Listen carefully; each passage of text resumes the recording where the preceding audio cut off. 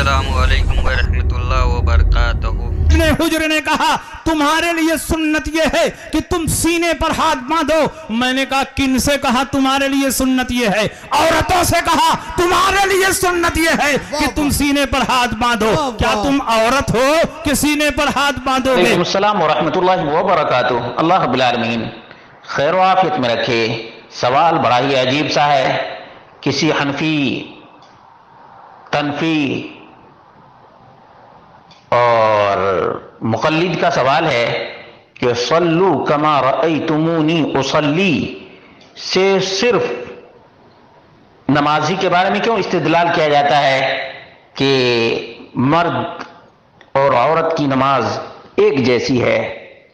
کیوں عورت نماز نہیں پڑھاتی؟ کیوں عورت اذان نہیں دیتی؟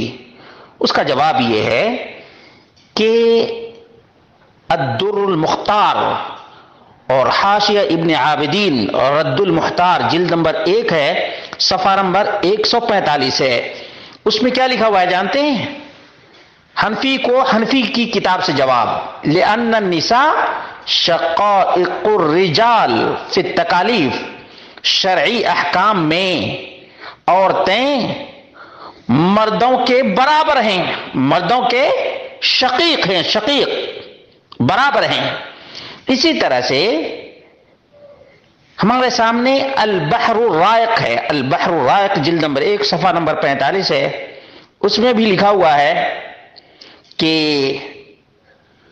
ان من المعلوم ان کل حکم ثبت للرجال ثبت للنساء، جو حکم مرد کے لیے ثابت ہے عورتوں کے لیے بھی ثابت ہے۔ لأنہن شقائق الرجال، کیونکہ یہ مردوں کی شقیق ہیں، مردوں جیسی ہیں، الا ما نص علیہ، سوائے اس کے جس کے بارے میں دلیل وارد ہے۔ قال فی المستصفى الاصل فی النساء الا یذکرن، اصل تو یہ ہے کہ عورتوں کا ذکر ہی نہ آئے، لأن مبنى حالہن علی الستر، اس لیے کہ عورت کو پوشیدہ رکھا جاتا ہے۔ وَلِهَذَا لَمْ يُذْكَرْنَ فِي الْقُرْآنِ حَتَّى شَكَوْنَ فَنَزَلَ قَوْلُهُ تَعَالَى، یہاں تک کہ قرآن میں بھی عورتوں کا ذکر نہیں آیا، عورتوں نے شکایت کی تو ان المسلمین والمسلمات سورۃ الاحزاب کی آیت نمبر 35 نازل ہوئی۔ اسی لیے استدلال کرتے ہیں، اور اس لیے بھی استدلال کرتے ہیں کہ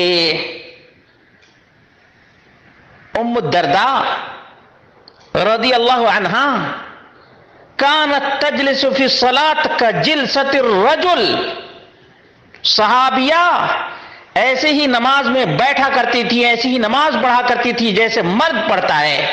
اٹھاؤ مصنف ابن ابی شیبہ جلد نمبر 1 صفحہ نمبر 242 اور روایت نمبر 2785 ہے۔ اسی طرح سے امام بخاری نے التاریخ الصغیر صفحہ نمبر 95 میں سند صحیح کے ساتھ ذکر کیا ہے، اور صحیح بخاری کے اندر بھی مذکور ہے۔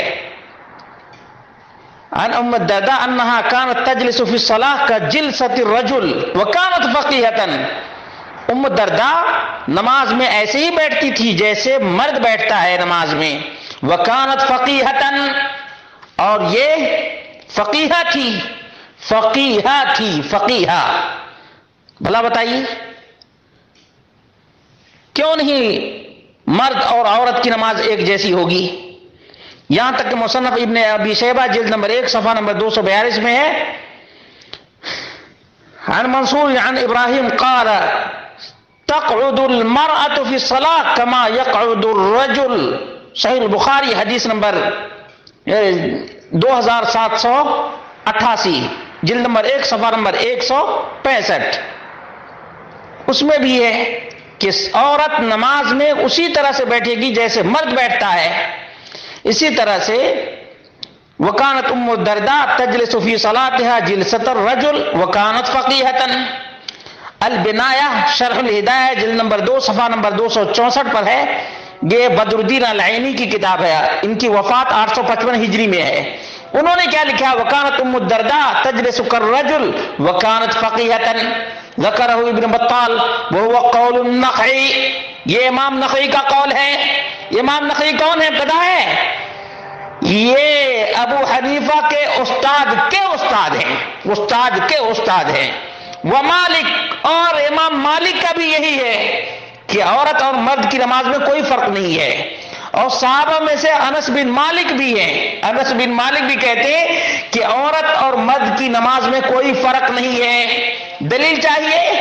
और देखो, किसी सहाबिया से साबित नहीं है कि उन्होंने नबी करीम सल्लल्लाहु अलैहि वसल्लम के जमाने में अजान दी है। खुद नबी करीम सल्लल्लाहु अलैहि वसल्लम ने कभी अजान नहीं दी है। इसलिए भी हम इस्तिदलाल करते हैं कि नबी करीम सल्लल्लाहु अलैहि वसल्लम की नमाज की तरह मर्द और औरत सब के सब पढ़ें, सब के सब पढ़ें। जो इस्तिस्नाई सूरत है उसके लिए दलील चाहिए। अब ये लोग जो दलील पेश करते हैं वो कहते हैं फलां ने, वो कौन है भाई? ताबई है, ताबई। तो ताबई की बात लोगे या नबी करीम सल्लल्लाहु अलैहि वसल्लम की बात लोगे? एक सहाबिया का अमल लोगे या किसी ताबई तबा ताबई का कौल लोगे? इतनी बात समझ में नहीं आती। असल में तकलीद का ये पट्टा इतना खतरनाक है कि सोच समझ पर कदगन लगाने के लिए यही काफी है।